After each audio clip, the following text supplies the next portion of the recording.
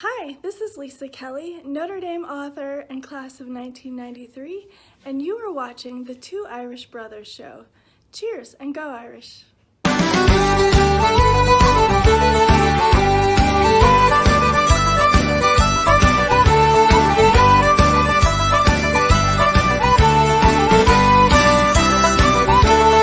How's it going, everyone? I am ND Sean 45. I'm Irish Benjamin 57. And together we make up the Two Irish Brothers show. And before we get going, as always, big shout out to our friends over at Shakedown or Love the Notre Dame Facebook page. Thank you guys, as always, for giving us a platform. And Ben, let's just dive right into it. So the NFL Combine is going on, and last time I checked, we have some guys in the Combine. Yep. Now, the two big ones that have really stood out so far from what we've been reading in the news, surprisingly, Jack Cohen has been doing very well, and Kevin Austin had a phenomenal performance at the Combine. Yeah. So let's take a look at Kevin Austin first. An official 40-yard dash time of 4.43. 9th out of 32 receivers, which is not bad at all. A 39-inch vertical jump ranking 3rd, an 11-foot broad jump ranking 5th, but he was in first place in the cone drill with a 6.71 time and 4:15 in the shuttle, which ranked for 2nd. So I think it's safe to say we have a sleeper on our hands here as far as receivers in the draft go. Oh yeah. Yeah. I mean, if teams are going to, that are on the fence about guys, then they're going to, use combine results as we go with this guy instead of that guy. Kevin Austin setting himself up pretty well. Not going to lie. I agree. And and the funny thing, it's hard to talk about this stuff and not be a little biased because, it's one of your guys here. And Kevin Austin, he gave us a lot of memories, especially this past season. But what true fan doesn't want guys from their team to succeed at the next level and really up talk them and compliment them? I mean, it's great to see guys you cheered for in college succeed in the NFL, and hopefully I'm not saying that's a guarantee that Kevin Austin or anybody else will, but right. He's on a great path to do just that. And I don't think he's going to be like a first or second round pick. He's going to go in the later rounds, but definitely helped his draft stock indeed. Yeah. Yeah, it's crazy. I mean, and these guys, and the other thing too, is the better guys do in the NFL brings in recruits. I mean, look at some of these really big name programs, Alabama, Clemson currently, Ohio State currently. I mean, you start at the top with Alabama and you go, okay, we've had how many Heisman winners come through Alabama? We've had how many first round picks? I mean, it's like we're setting you up for X, Y, and Z. Oh, yeah. The better guys do, the better off your program is, period. So the fact that these guys are raising eyebrows at the NFL level is good. It's real good. Well, and of course, I mean, any top-notch high school football player coming into college, of course they have NFL dreams, and they're going to go to the places, obviously, that give them the best opportunity to do so, because to get the best coaching and get the best preparation for that next level. But of course, and this is crazy that I'm actually going to quote Charlie Weiss, but he got disappointed when a player would told him that he wants to play on Sundays. He's like, "Oh no, you want to play on Sundays?" Yeah. Well, of course, yeah. I mean, when they're there, they should be focused on playing on Saturdays, not Sundays just yet. That's the next step. But exactly, I mean, you get a pedigree program that can produce NFL players. Yeah, that's going to excite any recruit, and I'm sure if I was a top-notch high school player, I'd feel the same way. So going on with Notre Dame guys in the NFL Combine, one surprise, and I think everybody is I wouldn't say scratching their head over this one, but it really did come out of nowhere just because, well, Jack Cohen, he had a real nice performance in the combine. He had a 4.87 40-yard dash, which for him, I think that's pretty good because he's not what you would call a scrambling quarterback. He's not, you're not going to see him run the ball a lot. And, I think he really improved his draft stock with that one drill alone. And from what I'm hearing, he's performed well with his throwing and I forget all the drills that quarterbacks run in the combine, but Jack was definitely he's making his case just to be drafted, because coming into the draft, Jack Cohen was looking to be one of those quarterbacks to get that end up on the undrafted free agent list, but no, he could actually get taken. Yeah. Oh yeah. Yeah, it's interesting when you got a guy that is kind of on the fringe, if you will, and then he becomes talked about. I mean, he's currently getting talked about, and that's impressive. That's good. I mean, so only time will tell. And these teams, they do so much research on these guys. They do so much so many interviews and so much background stuff. I mean, it's nuts. So, I mean, these teams are going to know way more than what we're just given with the 40-yard dash time and the shuttle and the cone drill and the bench press and, the broad jump, all these things. These guys are psychoanalyzed and all that kind of stuff. It's nuts. From past stories we've heard during the combine, it's almost like a CIA FBI investigation. Right. But let's just hope these scouts are asking appropriate questions, because some guys have gotten in trouble with that in the past. Yeah. Yeah. It's one thing to ask about, okay, what do you have any pets? You have a dog. What kind of dog is it? But obviously you don't ask about a player's love life. You don't ask about certain things in their family or whatever. Yep. And there's just been, like I said, there's just been so many stories of these scouts asking these questions, and it's like, what are you doing? You can't ask that. Yeah. Because that's, in this day and age, a question asking, especially about their sex life, that'll get you front page news and controversial front page news just like that. Yeah. So Jack Cohen made a great case to get himself drafted, probably the 7th round, if I had to guess. And I would say he's looking at having a career of being, and I'm not saying that he's as good as this guy, but I would compare Jack Cohen's path in the NFL comparable to, say, a Josh McCown, a guy who has been a journeyman in the NFL, one that you can keep going to if you need a strong backup, and even a guy that you could put in as a starting role. Because I remember when he was with the Chicago Bears, he filled in nicely for when Jay Cutler went down with a thumb injury. Yeah, and I'll never forget. Go ahead. I was going to say, I'll never forget too that game, and I think it was, what year was it? Actually, you know what? I have the ticket stub right here. Let me see what year it was.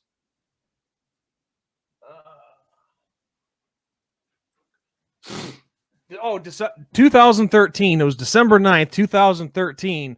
Bears Cowboys Monday night. It was Monday Night Football. It was the game where they retired Mike Ditka's number.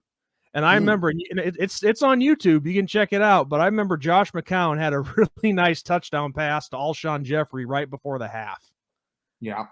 And Jeffrey, I remember, just went up there and grabbed it. It was a great throw. But that's the thing. Josh McCown has always served that role nicely, being that dependable backup, a guy that's good enough to come in and start if you need him to. Just a very balanced quarterback. I really could see Jack Cohen going that route if he does get drafted. But who knows? Yeah, who knows? So, an interesting one, Sean, is actually kind of coming up right now as we film this. Kyle Hamilton's stuff is popping up right now. Breaking news. Yeah.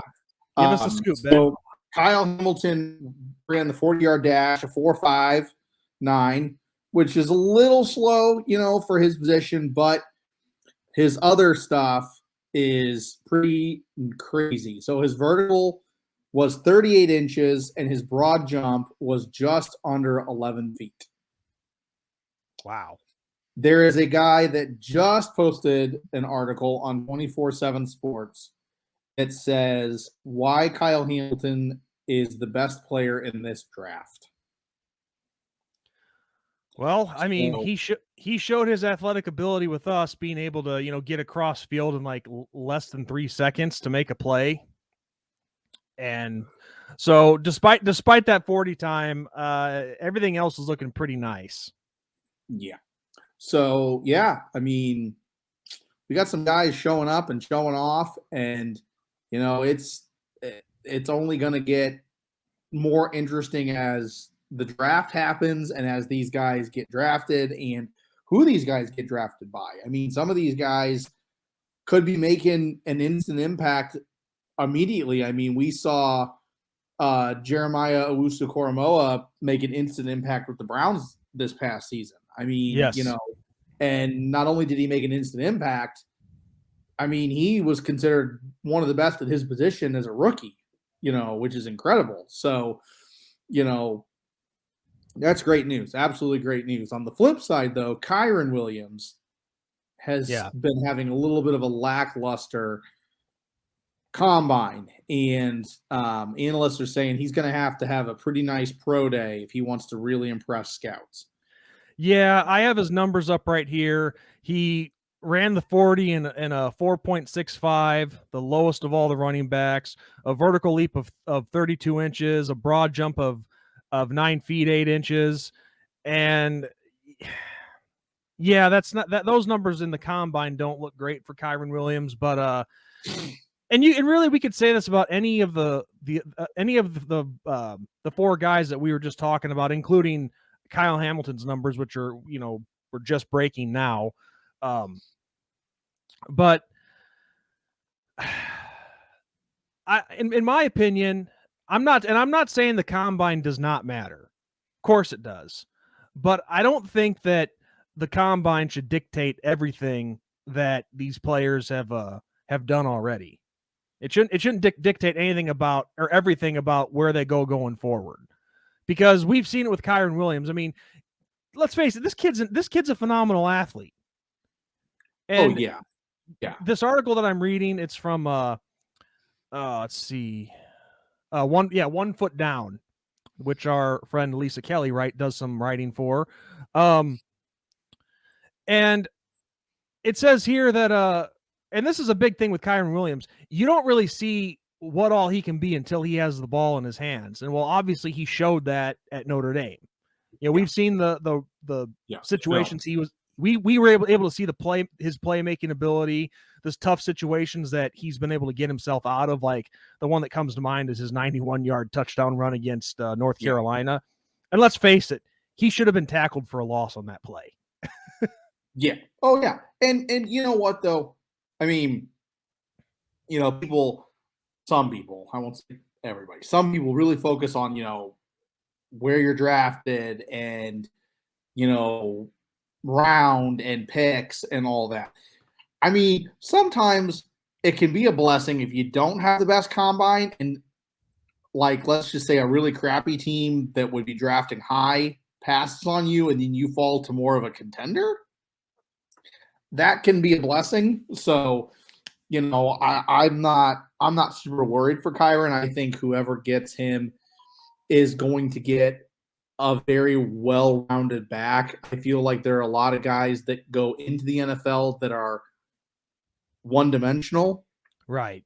They're either very explosive and not pass blocking back at all, or they're a pass blocking back and not very explosive. And I feel like Kyron, we've seen, has morphed from a very explosive back in the beginning of his career to he is explosive, but if you need him to throw a block, he's going to get that done for you. Yes. So, and I feel like guys like him are a rare breed and they will flourish in the NFL. And I don't think, and I'm not going to say that Kyron Williams is the top pick as far as running backs go in this draft. I mean, he's going to go in a later round, a mid to later round. But he does have the tools to be a complete back in the NFL. And of course, any team that he goes to, they're going to build him up even better than what he is. Well, of course, it's not a guarantee that that'll happen. Yeah, but and I'll just the other thing. Go ahead. I was just gonna say this: if he goes on to have a say, maybe this is just a hypothetical. It's just a hypothetical. Let's say he becomes a Hall of Fame running back. It could happen. You never know. Mm-hmm. But if that does happen, then who gives a damn about a 4.640? No, right. Oh yeah, no. And I think at the end of the day, I mean, a lot. You make a good point with the Hall of Fame and all that. No one is saying what kind of cone drill or what kind of bench press Troy Polamalu had at his combine. People are saying, look at the Super Bowls he won. Look at how many times he was an All-Pro. Look at how many times he made, this list or that list or whatever. And the list goes on and on. I mean, so yeah, I don't think that those guys, it doesn't really matter. And what I was going to say is there is no metric for this. There's no metric. There is nothing that says and shows that if you do this, you're automatically going to be a Hall of Famer, or if you do this, you're going to be a bust. There is nothing. We have nothing. Yeah. And everybody knows this. We've seen guys that are hyped up to the max that everybody thinks is going to be the next Tom Brady, Joe Montana, whoever, and then bombs it. And then you get a guy like a Tom Brady who comes out of his combine with a really bad cone drill and a really bad 40 time and whatever, slides down the draft, is drafted in a round, and then goes to be the Hall of Famer. There's no metric. There's nothing. I was talking to a couple of guys that I went to a game with a few weeks ago that are in my dynasty league. We were talking about this upcoming draft and all that. And they were like, I'm leaning towards this guy, or should I go for this guy? And I told them there is no metric. There is nothing that's going to say that Breece Hall is going to be a Hall of Famer. There's nothing that Kyron Williams is a bust. There's nothing that says whoever is going to do X, Y, or Z. There's nothing. There's nothing. Exactly. It's all chance. Teams take a chance, and teams take a higher risk than others by trading up or by trading down or whatever. And then they hope for the best. Well, the bottom line is this, and I was just watching the movie Moneyball last night, and Brad Pitt, who plays Billy Beane in that movie, the general manager of the Oakland A's, great movie, a great book, and well, he tells a scout that has been doing this for 29 years, this particular scene. He says, I've seen you sit at those kitchen tables telling these parents that, when I know with your son, I know it, he's going to be big, he's going to be this, he's going to be that. No, let's face it. They don't have a crystal ball.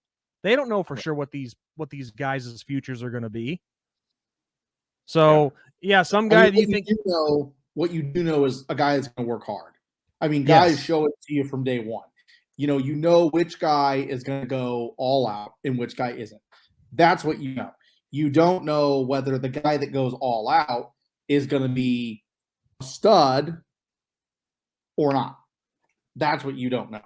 Exactly. And to sum it all up, basically the combine, of course, mixed with your pro day, all it tells you is where you're going to be drafted at, essentially. Yeah. But what you do in the NFL when you get there is a whole different ball game. Yeah. That's the bottom line. Yeah. So with that said, moving on, Ben, getting to a little Notre Dame news here. Some unfortunate news. Jarrett Patterson, center for Notre Dame. He was our center, right? Or was he a guard? Center. I think he played some time at guard, but no, he was our center. Unfortunately, he broke his pectoral in a weight room accident, and he is not going to be able to participate in the spring, which really sucks because we have Harry Heastan coming back, and that's going to be some vital time that we need, especially when it comes to when it comes to having a veteran presence on this Irish offensive line and getting the whole group to gel as one. Yeah. Yeah. No, I mean, you never want to see, any guy get hurt, especially in a non-game situation. I mean, and you don't want a guy getting hurt in a game situation. But the mere fact that it was outside of the game or a game is an even bigger blow, if you will. And yeah, I mean, it goes both ways. The way that you went, which is, one way, there's no gelling, there's no spring ball, there's none of that, which, like you said, is vital for some of these guys. On the flip side, you have a guy now that would probably not get that opportunity because of Patterson being there, that now is going to get the opportunity. Which is most. I mean, you can take whichever way you want, the viewer. But that's the way I look at it is, sometimes it's good to have guys get into those roles because if he has to sit out a play or a couple plays or whatever in an actual big game, and let's face it, we're starting off against Ohio State this year, then you have that experience or you have that chemistry or you have what have you.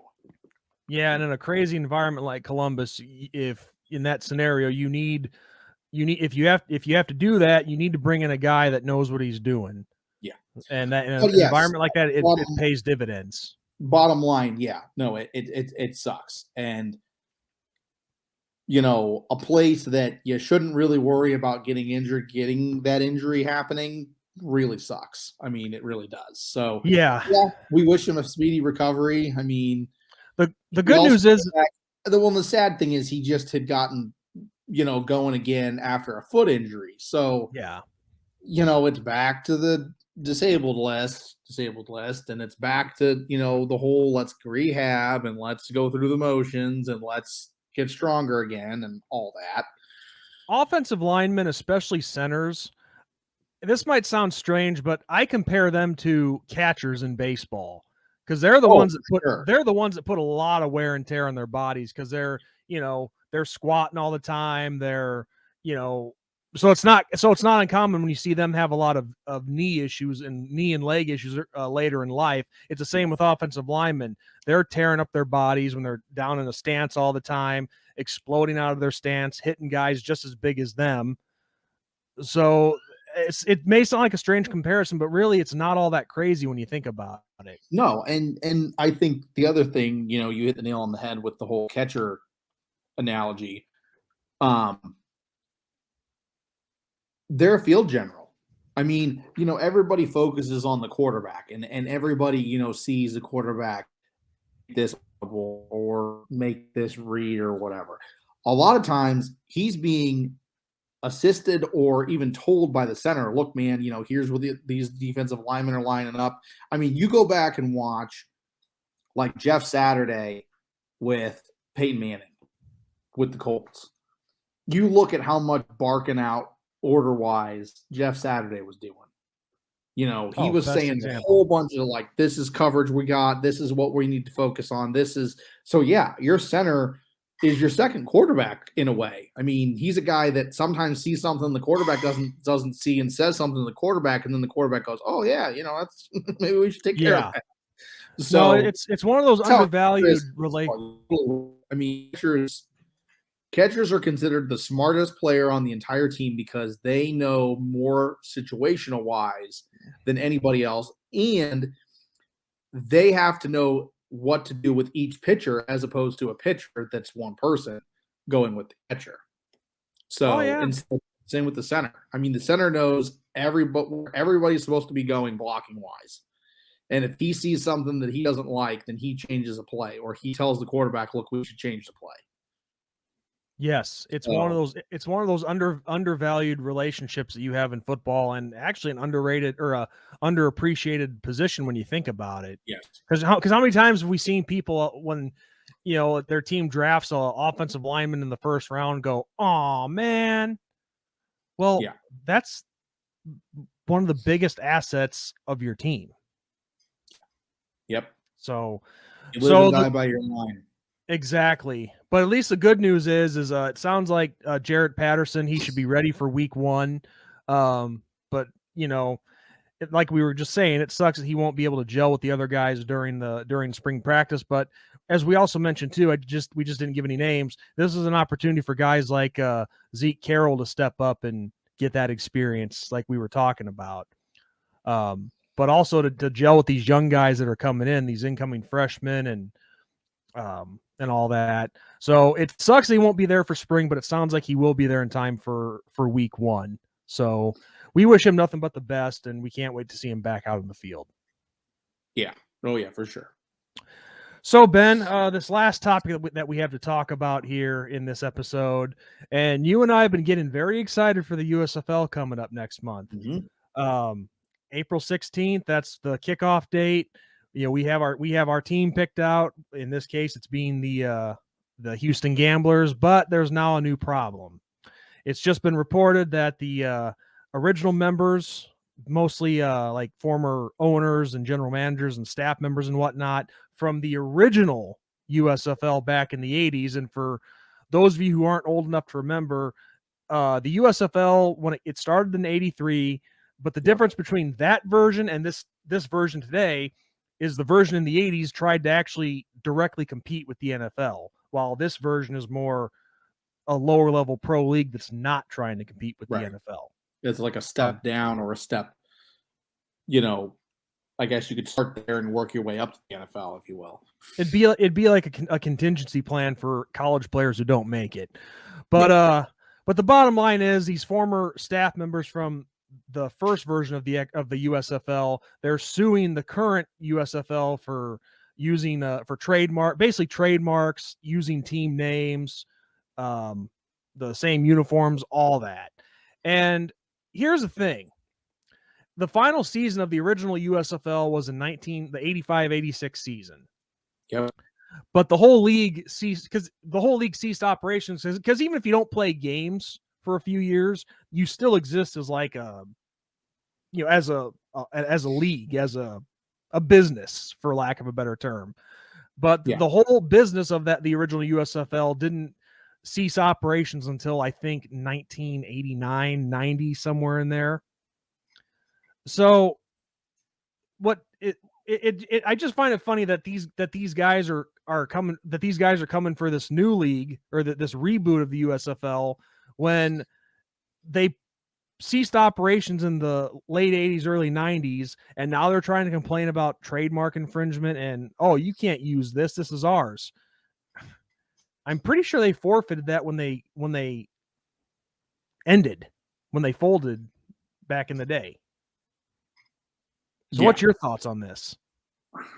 I think they wanted to see if the league actually got off the ground to begin with, and it did.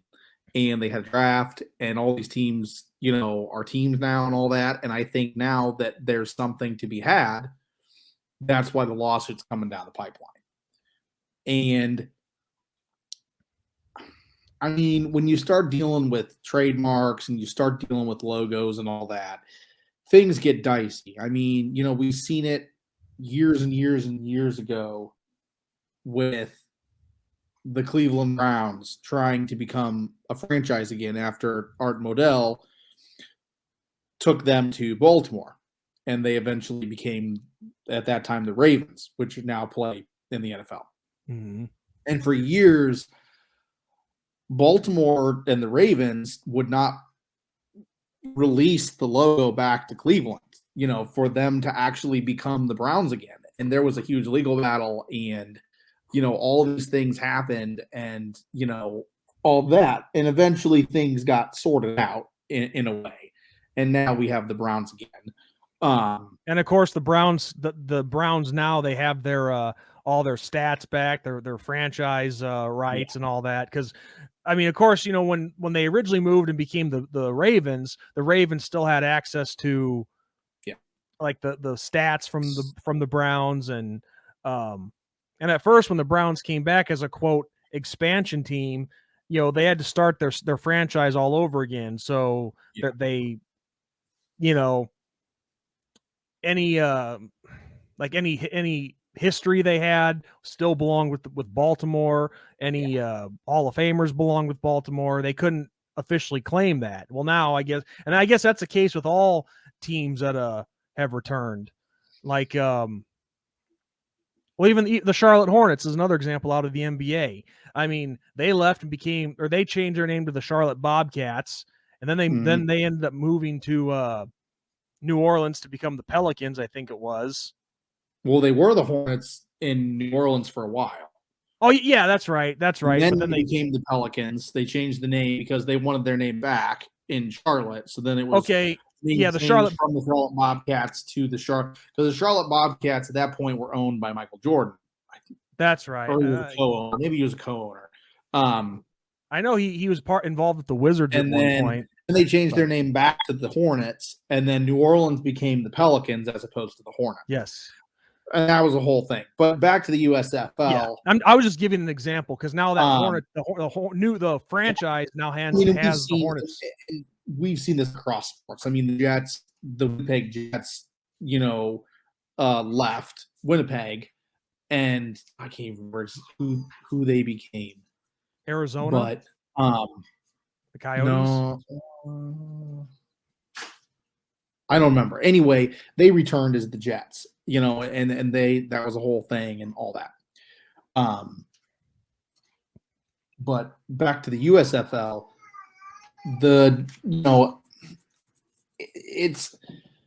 it's sad, and it's sounding like they got to get this kind of figured out quick, or else the league might not be able to start on time. And that's the biggest thing right now with the USFL. Well, it sounds like the first court hearing is gonna be, I think, in like 10 or 11 days, somewhere in there. So that'll be the first attempt to try to settle this. But in my opinion, I mean, these former staff members of the original USFL, they saw that the league was forming a lot earlier than this. They saw the uniforms were released, that a draft date had been set. They could have done this a lot sooner than now. Because as far as I'm concerned, when you have the uniform set, the coaches and teams in place, a draft date set, that's a good sign that the league is going to get off the ground. So they should have gotten this done a while ago, not just over a month before the league is supposed to kick off. Yeah. So we'll have to see what happens with all that. It's going to be interesting. So, and I still stand by it. As far as I'm concerned, these guys, they surrendered their rights to any logos and stuff when they ceased operations back in the day. So why punish these guys for trying to reboot something that a lot of people did love? Even though the original USFL didn't last very long, it's still a part of, football lore. Yeah. And look at all the guys that came out of the original USFL. Mm-hmm. You had Jim Kelly, Herschel Walker, Reggie White. I think, I could be wrong, but I think Steve Young played in the USFL as well. And I'm sure there's a lot of other big namers that I'm forgetting too, but that's the thing. That was a starting point for a lot of big name guys in their careers. Yeah. But it's just not the same now. They're not trying to compete with the NFL. They're trying to give opportunities to guys that would normally be on practice squads. Yep.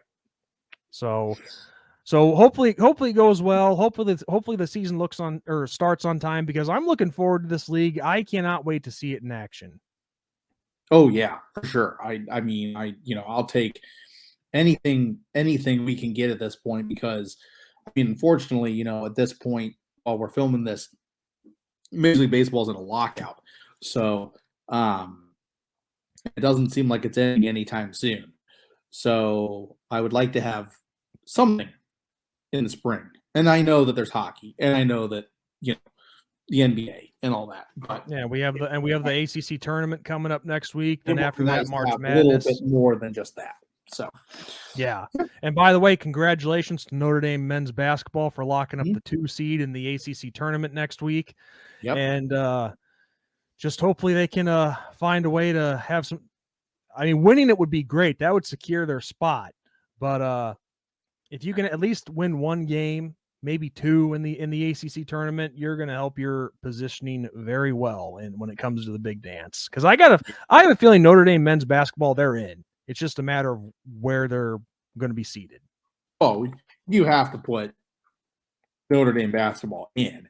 At this point in time, I did see that if they were to enter the tournament like right now, they would be a 10 seed. Which, whatever. I don't care about seeding. I care more about making the tournament than anything else. But Yeah, it's been a while. You know, Notre Dame's had some really big wins this year over some teams that are in the top 25. So, you know, you're going to take a 22 at this point, a 22 after last night's win against Pitt, a 22-9 Notre Dame team, and not have them in the tournament. That's insane. That's absolutely insane. As they're a 2 seed in the ACC tournament, that's nuts.